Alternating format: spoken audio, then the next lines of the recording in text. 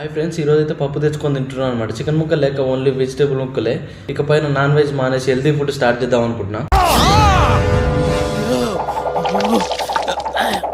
కొంచెం నమ్మంటారా బాబు, అందుకని only vegetables మాత్రమే తింటున్నాను అనమాట. ప్రజెంట్ అయితే పప్పు తెచ్చుకొని తింటున్నాను. ఇదేంటి ఇది సూటిగా డ్యూటీ చేస్తున్నాడు. ఎవరేమనుకున్నా సరే నేను మాత్రం హెల్తీ ఫుడ్ తింటాను, ఓన్లీ కూరగాయలే. ఆయన మనసు మాత్రం అస్సలు ఊపుకుంటలేదు. ఓన్లీ కూరగాయలు నాన్ వెజ్ అంటుంది.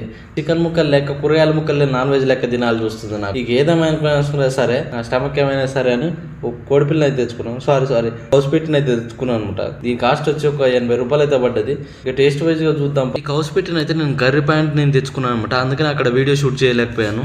విత్ కాంబినేషన్ కౌస్ పిట్ట. ఇక టేస్ట్ మాత్రం చాలా బాగా నచ్చింది అనమాట. టేస్ట్ మాత్రం చాలా నచ్చింది నాకు. ఇక కౌస్ పిట్ట మాత్రం అంతకుముందు కూడా తిన్నాను ఇక్కడ. ఓకే, పర్వాలేదు, మంచిగా ఉంటుంది అనమాట.